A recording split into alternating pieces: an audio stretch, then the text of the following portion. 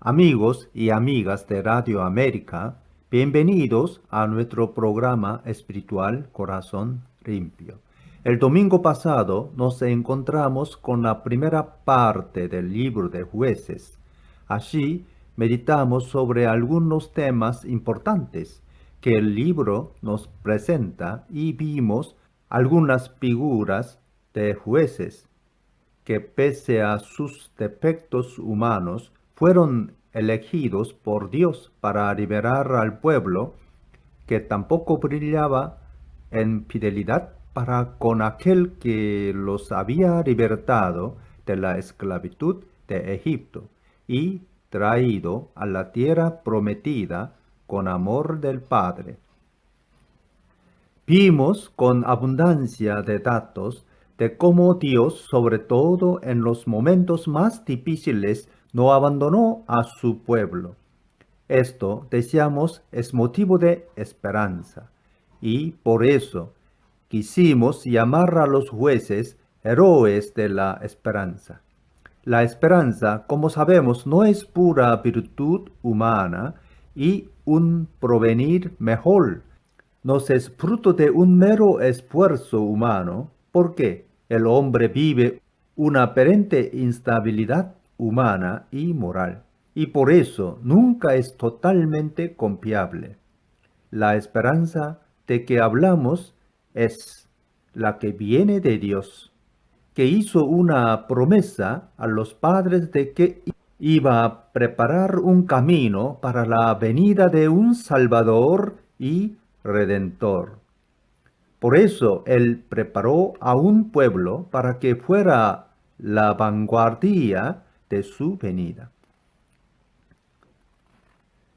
Pese a las continuas infidelidades del pueblo de Israel y a su perversa idolatría, no lo abandonó, sino que lo condujo con mano fuerte y lo protegió como a la niña de sus ojos.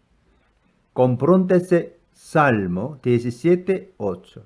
Hasta que del seno de este pueblo brotará el Salvador del mundo.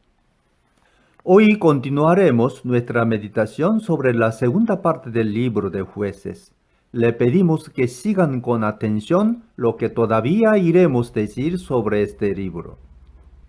Los israelitas hicieron experiencia de la esclavitud cuando vinieron en Egipto y por eso no querían un poder centralizado en las manos de una sola persona. Por eso, cuando las tribus se establecieron en Canaán, gozaron de una gran autonomía.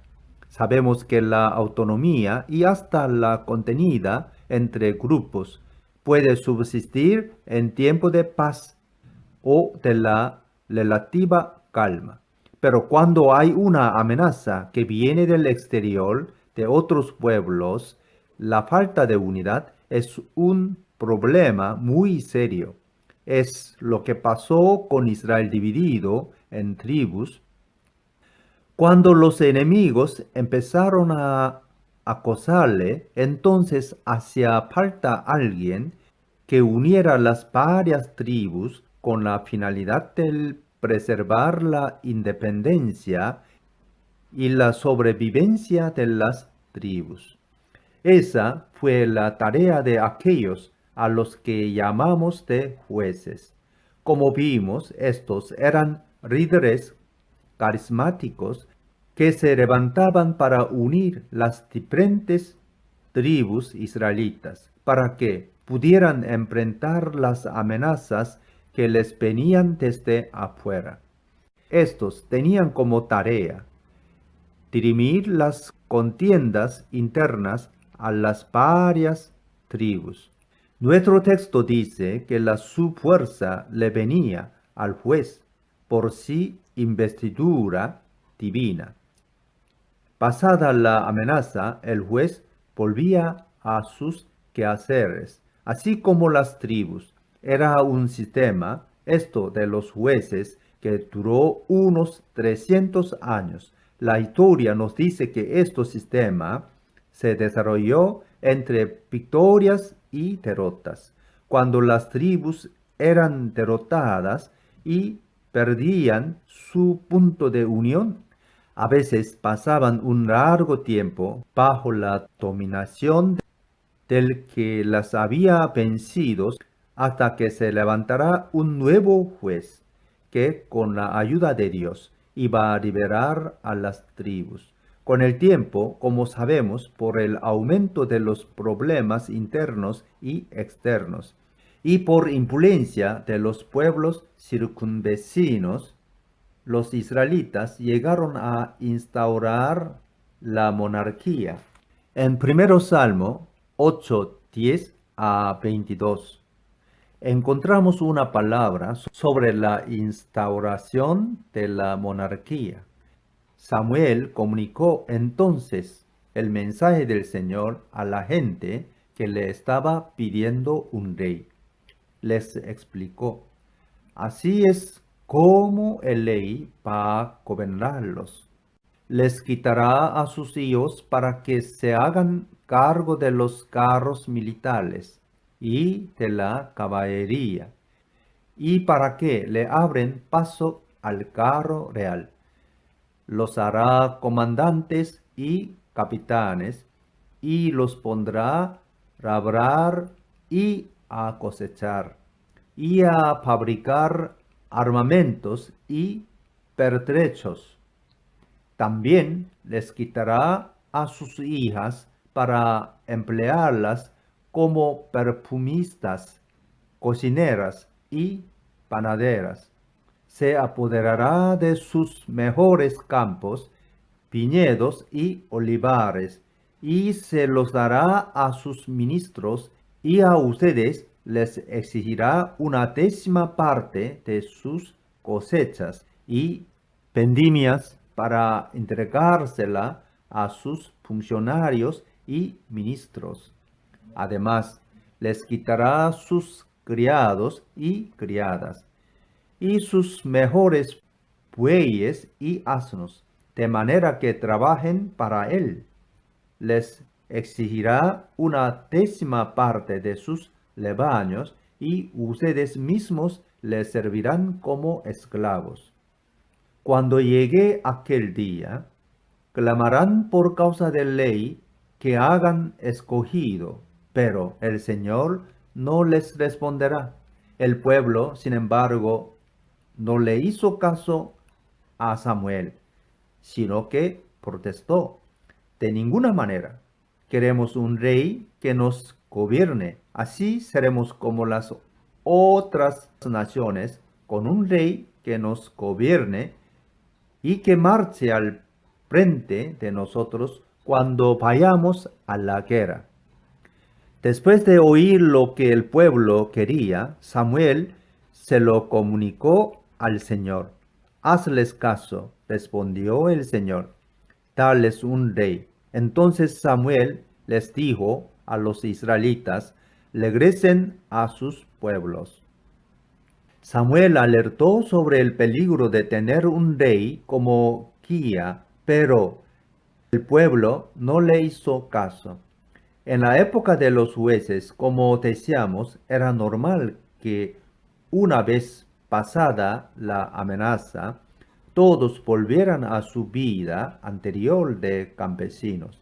Pero con el pasar del tiempo, algunos jueces se contaminaron y comenzaron a aprovechar de su poder para acumular riquezas y poder, copiando a los otros pueblos que habitaban Canaán. Todos sabemos que es necesario vivir bajo alguna autoridad, porque es imposible vivir en la anarquía. El corazón humano es contaminado por la violencia y la codicia, y sin alguien que haga respetar a la ley, lo que predomina es la ley del más fuerte y de aquel que tiene menos escrúpulos. Gedeón, cuando fue elegido como juez, era un hombre bueno y humilde. El texto dice en Jueces 6, 11 a 12: que era un trabajador de la tierra, que le tenía miedo a los madianitas. El ángel del Señor vino y se sentó bajo la encima que estaba en Opra, la cual pertenecía a Joás, del clan de Abiezer. Su hijo Gedeón estaba trillando trigo en un ragar para protegerlo de los madianitas. Cuando el ángel del Señor se le apreció a Gedeón, le dijo: El Señor está contigo, guerrero valiente. El Señor lo llamó, le dio coraje y lo hizo jefe valiente, capaz de enfrentar a los madianitas. Nosotros también somos llamados por Dios, que pone en evidencia lo mejor que tenemos. Dios, por medio de Gedeón, ganó a los medianitas solo con 300 guerreros, para que no pensara que fue con su fuerza y habilidad que le había ganado a los madianitas. Pero Gedeón, después de la victoria, empezó a enorgullecerse. El texto dice que cuando las tribus querían hacerlo ley, él rechazó la propuesta. Confróntese 8:22 a 27.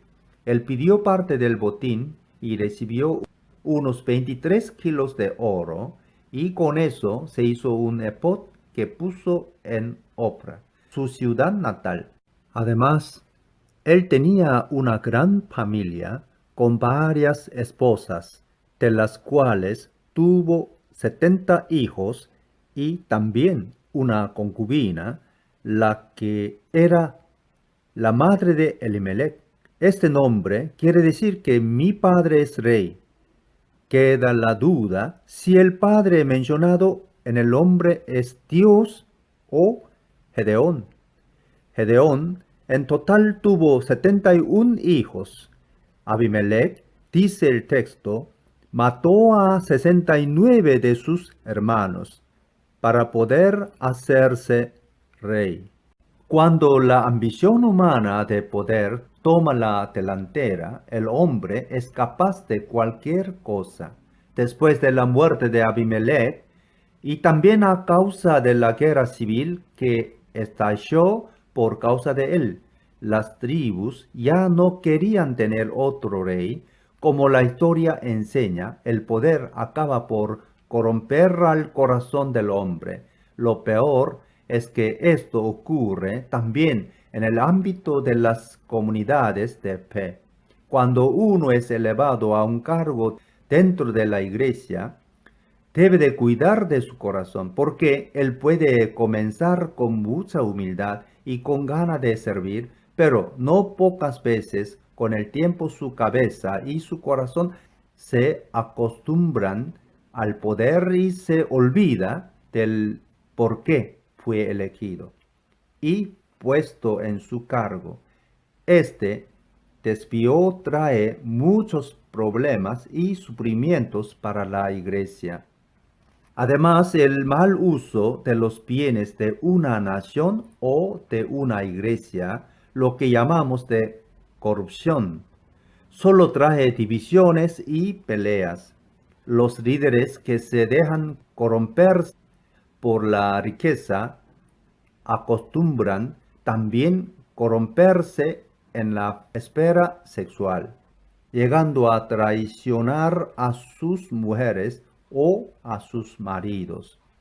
Cuando uno es tomado por el orgullo de la riqueza, ya no se preocupa en servir a los necesitados, sino que lo hace todo para aumentar sus bienes y poder, aliándose con cualquiera de este mundo que pueda favorecerle en su objetivo. Por eso lo importante es no dejarse tomar por el orgullo de la riqueza y vivir en la sobriedad y en la humildad. Estructura. Historia final del periodo de los jueces. El desorden por no haber ley. Jueces capítulos 17 a 21. 1. Degeneración religiosa de Israel, capítulos 17 a 18. 2. Degeneración moral de Israel, capítulos 19 a 21. 2.1. Violación sexual en Gibeá, capítulos 19. 2.2. Crisis nacional, capítulos 20 a 21. Los capítulos del 17 al 21 son un apéndice que une el libro de Jueces con una parte del primer libro de Samuel. Este era un tiempo donde cada tribu hacía lo que quería o lo que más le parecía bien.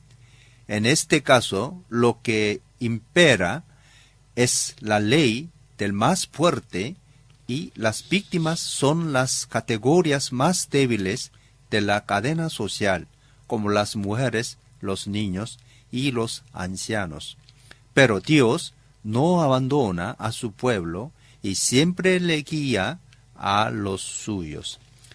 1. Degeneración religiosa de Israel. Capítulos 17 a 18. Las tribus y las personas piensan en la religión como a un negocio de familia. Un fundador de un santuario o de una iglesia que tiene un don para hacer negocio será jefe. Este nombrará a su esposa y sus hijos como líderes de su emprendimiento religioso, dándoles títulos religiosos y bienes materiales. Además, empleará obreros para su emprendimiento con escasas compensaciones materiales. Dentro de esta visión de una religión de negocios, cada uno buscará su propio interés económico, descuidando de los bienes espirituales. En Jueces 17 se habla del santuario privado de Micaías. Este se dejó corromper por el dinero y olvidó que servir a Dios no es hacer negocios. En los versículos 2 a 4 se habla del dinero que Micaías había sacado a su madre. Él escuchó la maldición de su madre y se lo devolvió. Esta lo bendijo. Sacó una parte del dinero para hacer un ídolo que donó a su hijo. Pero leemos en texto para entender mejor. Micaías le dijo a su madre: con respecto a las 1100 monedas de plata que te robaron y sobre las cuales te oí pronunciar una maldición, yo tengo esa plata, yo te la robé. Su madre le dijo: que el Señor te bendiga, hijo mío. Cuando Micaías le devolvió a su madre las 1100 monedas de plata, ella dijo: solemnemente, consagro mi plata al Señor para que mi hijo haga una imagen tallada y un ídolo de fundición. Ahora pues, te la devuelvo. Cuando él le devolvió la plata a su madre, ella tomó 200 monedas de plata y se las dio a un platero, quien hizo con ellas una imagen tallada y un ídolo de fundición, que fueron puestos en la casa de Micaías. La madre de Micaías tomó 200 de las 1100 monedas de plata para hacer el ídolo y se quedó con el restante. Micaías tenía un santuario donde puso un efod y terafines y consagró uno de sus hijos para que fuera su sacerdote. Como vimos, Micaías hizo de la religión un negocio de familia, como ocurre hoy, también con algunos que usan de la religión en provecho propio y de su familia. El texto en 17:6 dice: en aquella época no había rey en Israel, cada uno hacía lo que le parecía mejor. El concepto de la Biblia es que Dios es rey, pero claramente Él gobierna a través de personas que son ungidas y que son llamadas a vivir en obediencia a su palabra. Pero el hombre ni siempre le hace caso a Dios y quiere ponerse en su lugar. Esta actitud es fuente de sufrimiento y confusión. La guerra civil que estalló para destituir a Abimelech causó muchos muertos. El pueblo, después de la traumática experiencia con Abimelech, ya no quería rey, pero con el pasar del tiempo los problemas se fueron juntando y agrandando.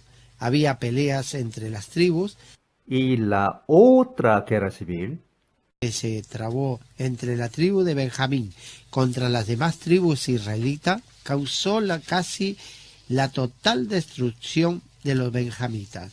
Algunos grupos armados imponían sus leyes con la violencia y los peligros de los pueblos vecinos, que a menudo amenazaban a las tribus, hizo con que sus corazones se doblasen para un sistema de poder centralizado, con la elección de un rey.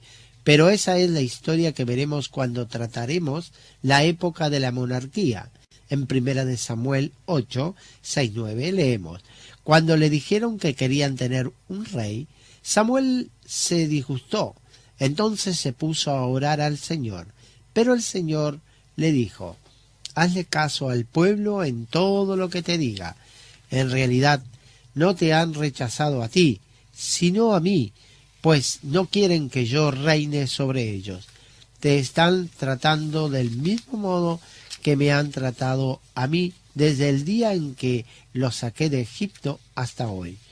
Me han abandonado para servir a otros dioses, así que hazle caso, pero adviérteles claramente de cómo el rey va a gobernarlos. Samuel comunicó entonces el mensaje del Señor a la gente que le estaba pidiendo un rey.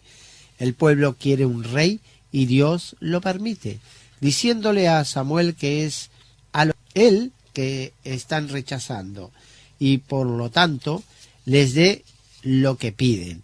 El problema cuando cada uno decide por sí solo o por su grupo es que se cae en la confusión. Hay que volver a la palabra de Dios y también a las guías espirituales y escucharlos. Pero el pueblo no quiso escucharle, ni a Dios ni a Samuel.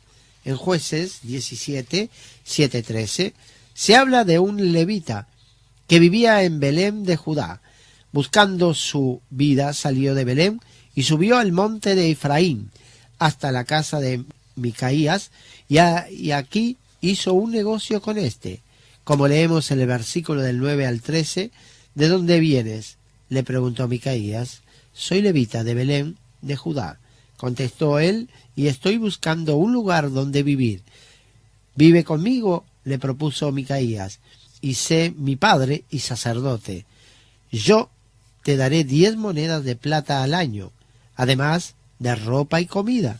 El joven levita aceptó quedarse a vivir con él y fue para Micaías como uno de sus hijos.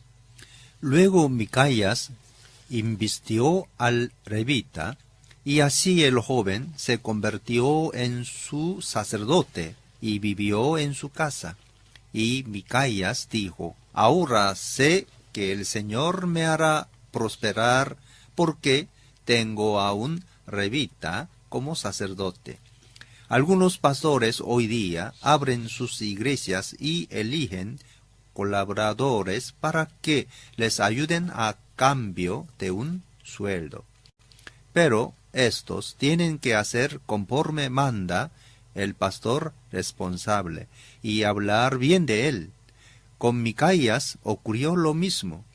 Él empleó este sacerdote levita y le pagaba un sueldo mensual, pero él ganaba mucho más.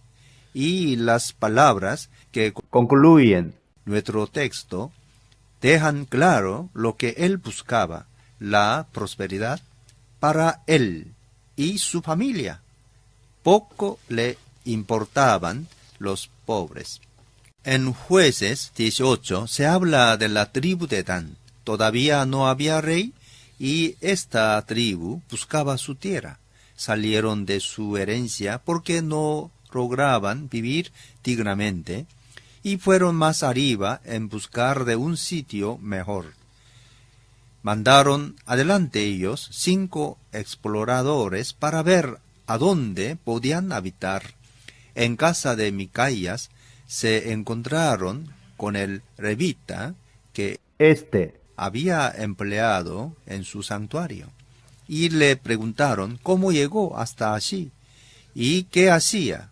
Él contestó que Micaías lo había tomado para ser su sacerdote. Ellos, los 5 exploradores tanitas, le dijeron que él le preguntará a Dios si su viaje de exploración iba a prosperar. El sacerdote le contestó: vayan en paz, su viaje tiene la aprobación del Señor. Entonces ellos fueron hasta Raíz y vieron que el pueblo que allí vivía era tranquilo y confiable. No tenía un rey y vivían conformes las costumbres de los sidonios, pero lejos de ellos. Ellos gozaban de paz y prosperidad. Los exploradores volvieron a sus hermanos en Zorra y Estarol, y le dieron que podían subir para atacar a este pueblo. En Jueces 18, 9 a 10 leemos: subamos, ataquémoslos. Hemos visto que la tierra es excelente. Se van a quedar ahí, sin hacer nada. No duden un solo instante en marchar allí y apoderarse de ella. Cuando lleguen allí, encontrarán a un pueblo confiado y una tierra espaciosa que Dios ha entregado en manos de ustedes. Sí, es una tierra donde no hace falta absolutamente nada. Por eso, 600 hombres armados subieron hasta Lais para atacar a aquellos pueblos, pero en el camino pasaron por la casa de Micaías, y todos los 600 guerreros pararon enfrente a su casa. Solo entraron los 5 exploradores y sacaron los objetos sagrados, tal como la imagen de Tasha, el epod, los terafines y la imagen de fundición, para llevárselos en la batalla y ponerlos después en el santuario que iban a construir en Lais. El sacerdote levita le preguntó qué hacían y ellos lo mandaron callar. En los versículos 19 a 20 encontramos este diálogo. Ellos se respondieron: silencio, no digas ni una sola palabra. Ven con nosotros, y serás nuestro padre y sacerdote. ¿No crees que es mejor ser sacerdote de toda una tribu y de un clan de Israel que de la familia de un solo hombre? El sacerdote se alegró, tomó el epod, los dioses domésticos y la imagen tallada y se fue con esa gente. Aquí también vemos cómo el sacerdote, por su propio interés, cambió de dueño. Claro, es mejor ser jefe del santuario de una tribu que ser sacerdote del santuario de una familia. Micaías, cuando se enteró que le habían robado sus objetos sagrados, los siguió conforme leemos en los versículos 22 a 26. Cuando ya se habían alejado de la casa de Micaías, los hombres que vivían cerca de Micaías se reunieron y dieron alcance a los tanitas. Como gritaban tras ellos, los tanitas se dieron vuelta y le preguntaron a Micaías: ¿qué te sucede? ¿Que has convocado a tu gente? Micaías les respondió: ustedes se llevaron mis dioses. que yo mismo hice, y también se llevaron a mi sacerdote, y luego se fueron. ¿Qué más me queda? Y todavía se atreven a preguntarme qué me sucede. Los tanitas respondieron, no nos levantes la voz, no sea que algunos de los nuestros pierdan la cabeza y las ataquen a ustedes, y tú y tu familia pierdan la vida. Y así los tanitas siguieron su camino. Micaías, viendo que eran demasiado fuertes para él, se dio la vuelta y regresó a su casa. El texto dice que los tanitas atacaron a aquellos pueblos y conquistaron su tierra. En 18:28b a 32 leemos. Después los mismos tanitas reconstruyeron la ciudad y se establecieron allí. La llamaron Dan en honor a su antepasado del mismo nombre, que fue hijo de Israel. Aunque antes la ciudad se llamaba Lais, allí erigieron para sí la imagen tallada, y Jonatán, hijo de Gersón y nieto de Moisés, y sus hijos fueron sacerdotes de la tribu de Dan hasta el tiempo del exilio. Instalaron la imagen tallada que había hecho Micaías, y allí quedó todo el tiempo que la casa de Dios estuvo en Silo. A partir de estos textos vemos cómo en aquel tiempo reinaba mucha confusión y ganaba quien tenía más fuerzas y más armas. 2. Degeneración moral de Israel, capítulos 19 a 21. La corrupción moral en el tiempo de los jueces y hoy también. Primero víctima las vidas de los más débiles, haciendo violencia sobre sus vidas, y después hace que los miembros de las familias, de las iglesias y de las sociedades luchen entre sí. La degeneración moral es una plaga que alcanza personas, entidades y sociedades de todos los tiempos y lugares. 2.1 Violación en Gibeá, capítulos 19. En el capítulo 19 se habla de un levita y de su concubina. Esta es otra historia inmoral, pero la Biblia se nos la da a conocer y tenemos que tenerla en cuenta. Este levita moraba en el monte de Efraín, y su concubina era de Belén de Judá. Ella se disgustó con él y volvió a su casa paterna. En otra tradición se lee que ella le fue infiel.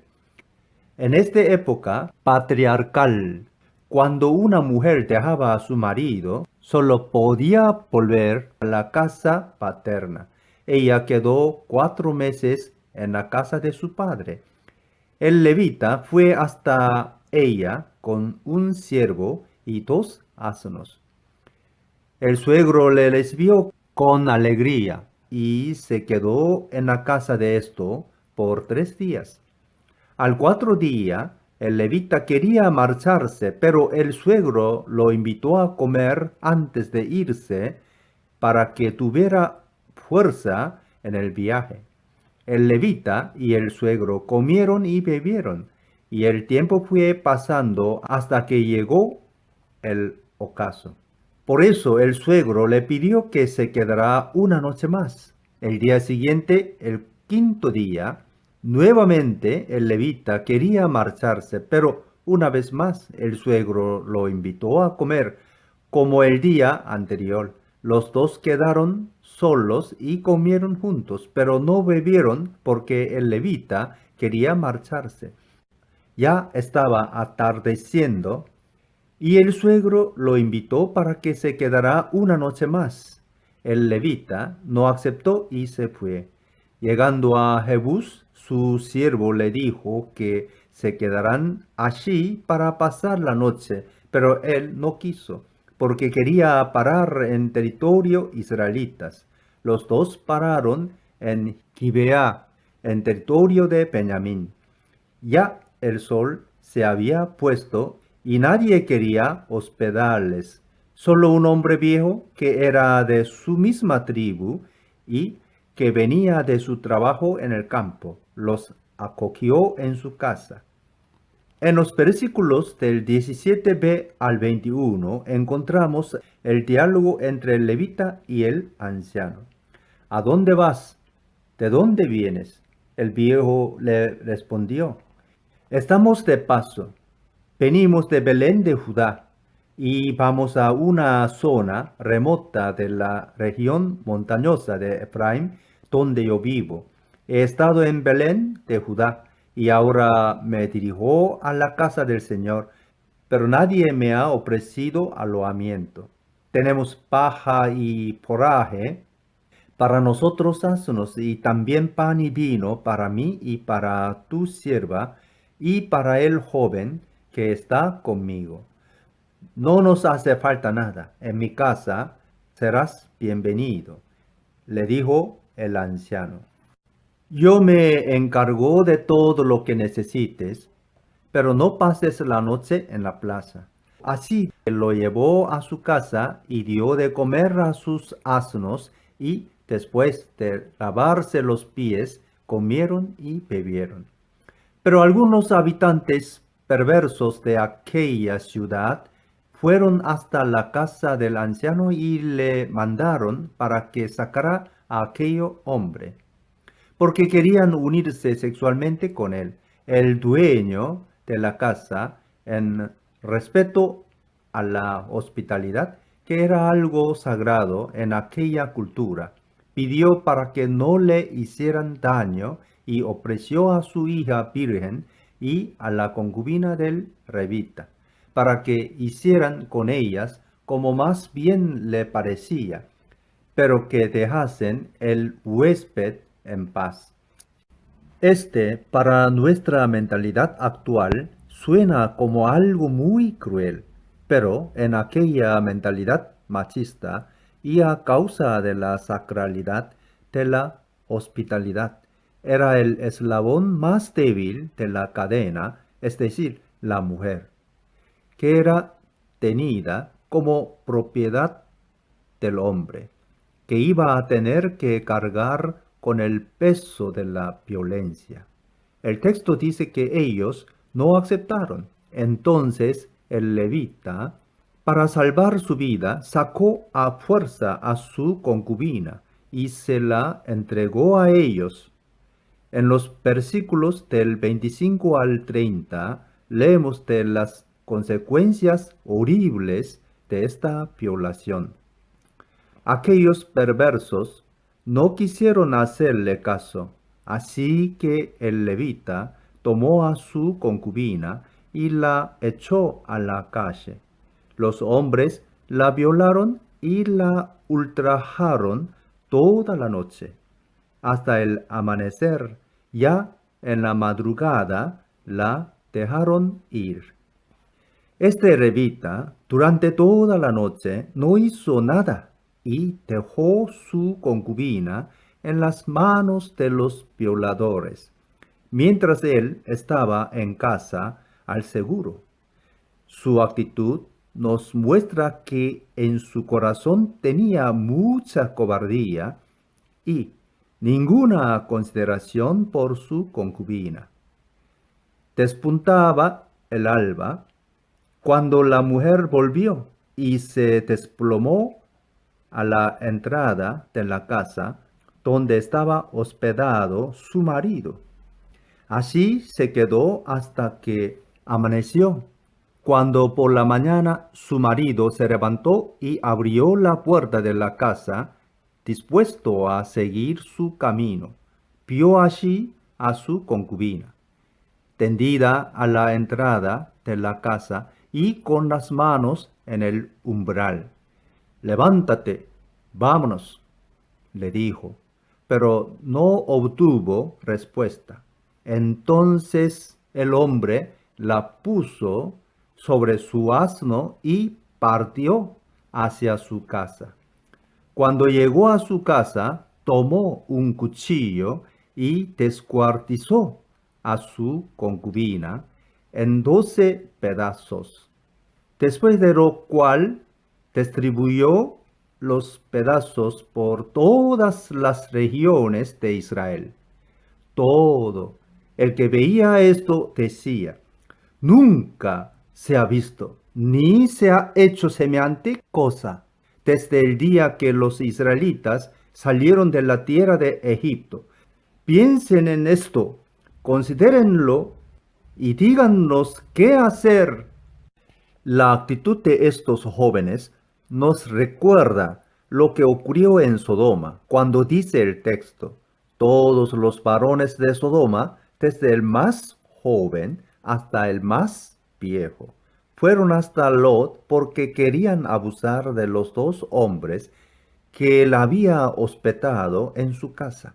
Lot quería entregarles a sus hijas vírgenes, pero ellos no aceptaron el cambio y muy empatados querían dañarle. Entonces los dos varones, que en realidad eran ángeles del Señor, metieron a Lot en casa y cerraron la puerta, cegando enseguida los ojos de aquellos hombres para que no encontraran a la puerta de la casa.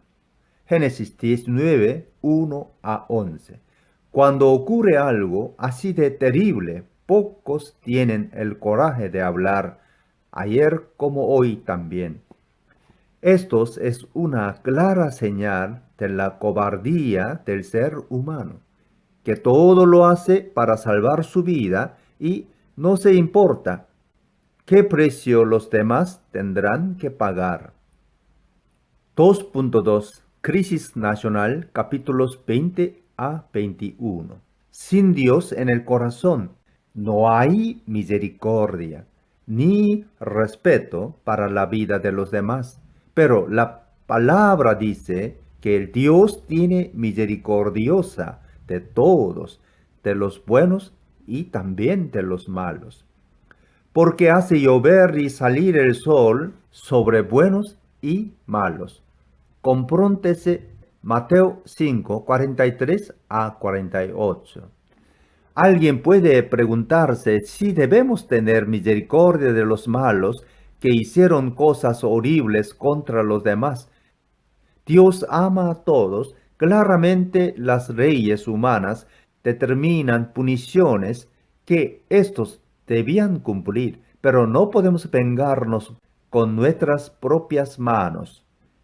Dejemos que la justicia humana siga su curso, así como la justicia divina.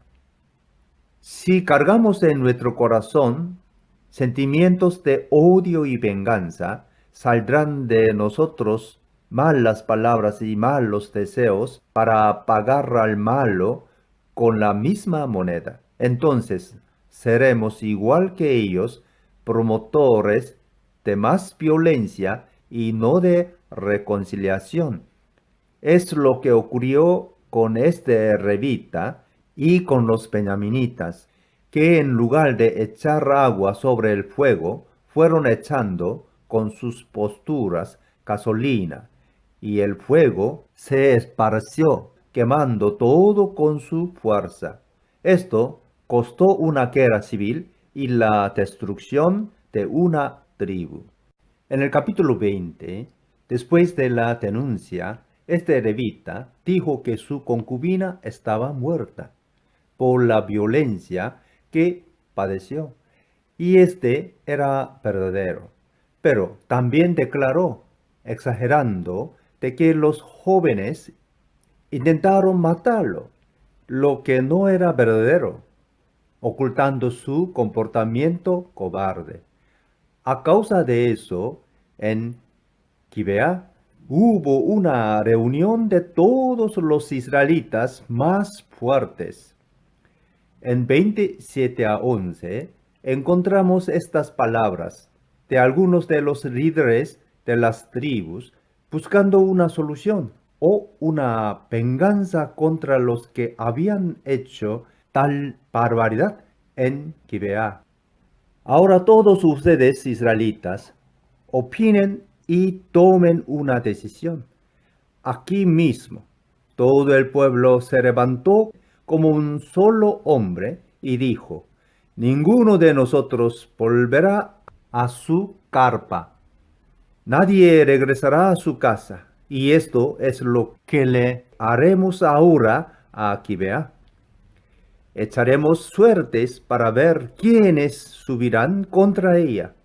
De entre todas las tribus de Israel, tomaremos a 10 hombres de cada 100, a 100 de cada 1000 y a 1000 de cada 10,000 para conseguir provisiones para el ejército.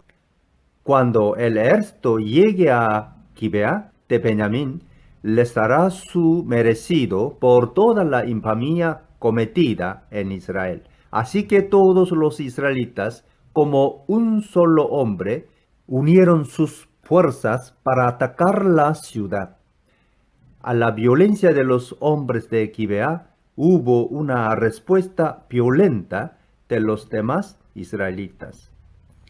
Estos fueron a hablar con los benjaminitas para que sacaran y entregaran a los que habían violentado a la concubina del levita, rompiendo la ley de la hospitalidad. Ojalá la tribu de Benjamín hubiera sido humilde, porque habrá evitado la guerra. Pero estos se recausaron y se prepararon para la guerra con 26,000 guerreros. 700 de ellos eran zurdos y expertos de la onda. En 20:18 leemos que 400,000 israelitas subieron a la casa de Dios en Betel para consultar al Señor.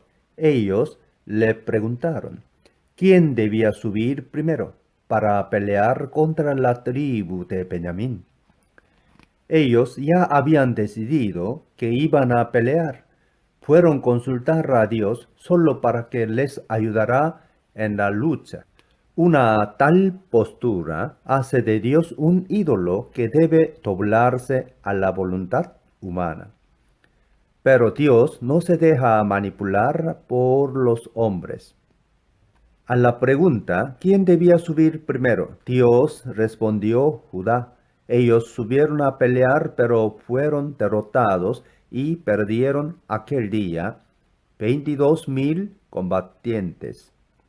Aunque perdieron muchos combatientes, todavía estaban listos para la guerra. Volvieron a Betel y consultaron una vez más a Dios. Él les dijo que pueden subir otra vez para pelear. Entonces subieron el segundo día y una vez más fueron derrotados, perdiendo 18,000 combatientes. Después de la segunda derrota, volvieron a Betel y ofrecieron holocaustos y sacrificios de comunión, es decir, ofrendas de paz, delante del Señor.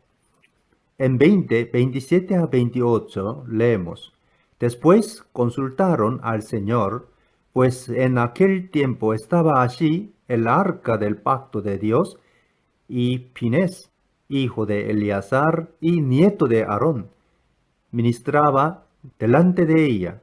Preguntaron, ¿debemos subir y volver a luchar contra los de Benjamín, nuestros hermanos, o nos retiramos?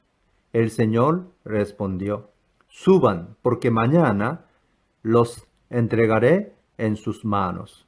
Los israelitas, después de 2 pesadas derrotas, finalmente buscaron a Dios de corazón quebrantado y obtuvieron respuesta. Subieron a luchar y ganaron la batalla, pero su venganza fue atroz. Y mataron a casi todos los benyaminitas. Solo quedaron 600 personas que se habían ocultado en la peña de Rimón, donde quedaron por 4 meses para escapar de la muerte. Los israelitas, de paso, cuando volvieron sobre los hijos de Benjamín, mataron también a todos los civiles y a todos los animales de Benjamín. Incluso quemaron sus casas y bienes. Además hicieron un voto diciendo en Jueces 21:1 que los israelitas habían jurado en Mizpa: ninguno de nosotros dará su hija en matrimonio a un benjaminita. Cuando volvieron a Betel, luego se enteraron de la violencia desmesurada que habían llevado a cabo y lloraron, pidiéndole al Señor por qué había ocurrido todo esto. En Jueces 21:3 escuchamos su lamentación. Oh Señor, Dios de Israel, clamaban, ¿por qué le ha sucedido esto a Israel? Hoy ha desaparecido una de nuestras tribus. Culpando a Dios, los israelitas establecieron un altar en Betel y ofrecieron holocaustos y sacrificios de comunión. Después hicieron un juramento equivocado, renovando su espíritu de venganza. Leemos en Jueces 21:4-5. Al día siguiente, el pueblo se levantó de madrugada, construyó allí un altar y presentaron holocaustos y sacrificios de comunión. Luego preguntaron los israelitas: ¿quién de entre todas las tribus de Israel no se presentó a la asamblea del Señor? Porque habían pronunciado un juramento solemne contra cualquiera que no se presentará ante el Señor en Mizpa, diciendo: tendrá que morir. Los israelitas quisieron sacrificar en otro altar, pero ya perdieron su dirección. Ellos pensaban que podían agradecerle a Dios según su gusto, pero ese solo los desviaba del camino cierto, porque el único altar donde debían sacrificar era el del tabernáculo, según le había mandado Moisés. Abraham, Isaac, Jacob construyeron varios altares, pero una vez que Moisés construyera el tabernáculo, nadie podía construir otro altar. Ofrendas y sacrificios solo estaban permitidos en el altar del tabernáculo. Compróntese Josué 22:16-29. Un voto equivocado siempre se puede anular porque lo más importante es salvar la vida. La palabra humana es importante, pero cuando uno descubre que se equivocó con su palabra o juramento, debe de volver atrás por respeto a la verdad y para preservar la vida. Los textos dicen que los israelitas se arrepintieron de lo que le habían hecho a los benjaminitas y querían reparar dando a los 600 hombres que sobrevivieron mujeres para que pudieran tener hijos y reconstruir su tribu. Pero como no podían dar a sus hijas por el voto que habían hecho, subieron a pelear contra Jabes de Galaad, que no había participado de la guerra contra los benjaminitas. Quizás los de Jabes Galaad no participaron de la guerra porque pensaban que fuera algo de equivocado, aunque no podían decirlo por miedo de una represalia.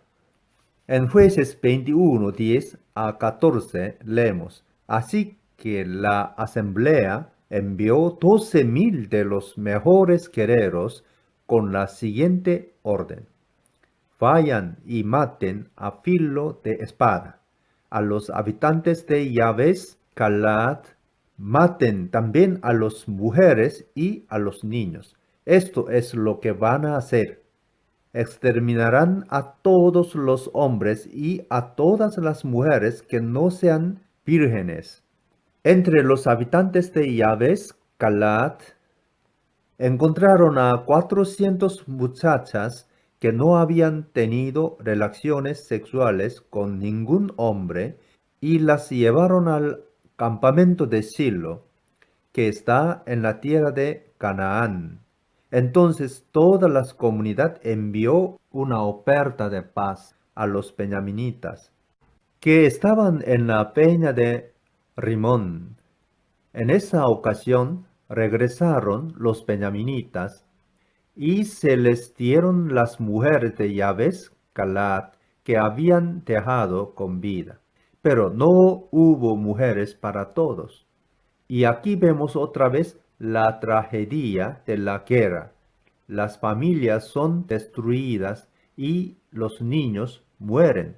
Además, la idea de matar a todos, menos a las vírgenes, que iban a dar en casamiento a los remanentes de Benjamín, es algo de brutal y de horrible. Cuán grande es la tristeza de las mujeres que no tienen poder en la historia. Una sociedad donde se puede lastimar o matar a una mujer porque el marido descubrió el día del casamiento que ya no era virgen.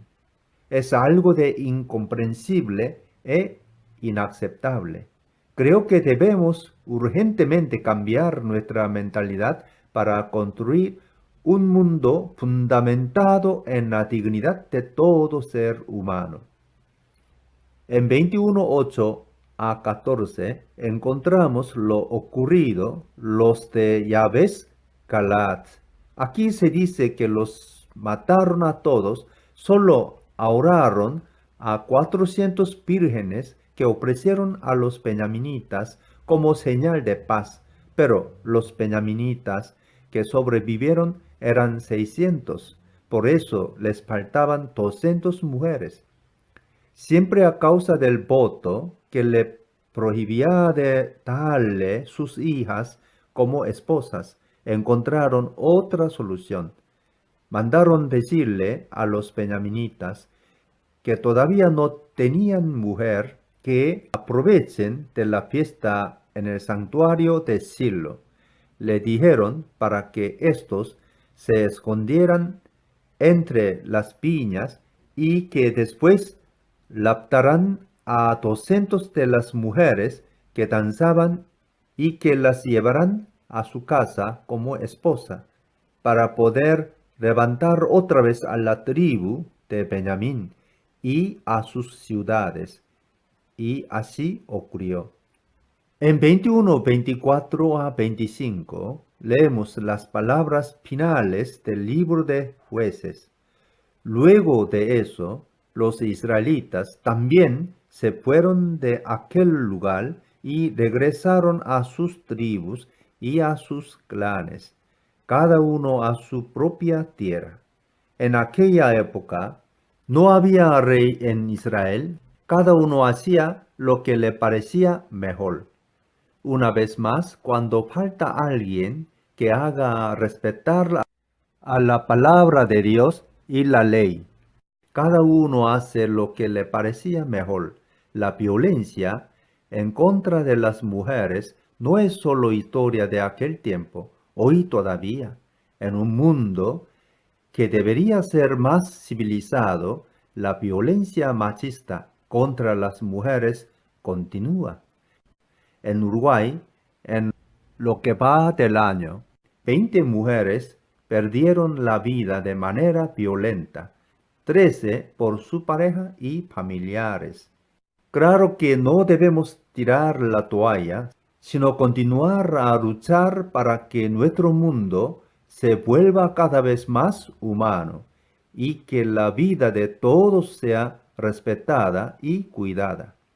Y así necesitamos de la colaboración de todos, de los hombres, para que dejen de lado su complejo de inferioridad machista delante de las mujeres y de las mujeres también, para que no eduquen sus hijos dentro de los moldes machistas. No podemos olvidar que todos somos hijos e hijas de Dios y tenemos un único Padre. Por eso, todos somos iguales en dignidad, pese a nuestras diversidades. A pesar de los horrores de esta guerra y de otras tantas en el mundo, todavía hay esperanza y belleza debido a las mujeres, a los niños y a que la vida continúa a brotar. Al ver que la vida es más fuerte que la muerte, que nuevos hijos nacen, algo cambia en nuestras vidas. La esperanza brota y eso nos da la gana para continuar a trabajar para el bien. En Isaías 9, 6 a 7 leemos: Porque nos ha nacido un niño, se nos ha concedido un hijo. La soberanía reposará sobre sus hombros, y se le darán estos nombres: Consejos admirable, Dios fuerte, Padre eterno, Príncipe de paz. Se extenderán su soberanía y su paz, y no tendrán fin, y sobre su reino, para establecerlo y sostenerlo con justicia y rectitud desde ahora y para siempre. Este llamado es para todos, para que cuidemos de nuestro mundo y dejemos algo bueno para las generaciones futuras. Mañana meditaremos sobre el libro de Ruth, una mujer moabita, viuda y extranjera, que fue a vivir en Israel después que enviudó. A través de esta mujer corajosa, queremos levantar la voz para homenajear a todas las mujeres que luchan y sufren para construir un mundo mejor y más humano. Amigos y amigas, terminamos aquí nuestra reflexión sobre el libro de Jueces. Como adelantamos arriba, mañana nuestro foco será el libro de Ruth. Les invitamos a que nos acompañen una vez más en este camino de descubierta de la Biblia. Les deseamos una noche bendecida y de paz. Hasta mañana, siempre a las 19:30. Que Dios los bendiga grandemente.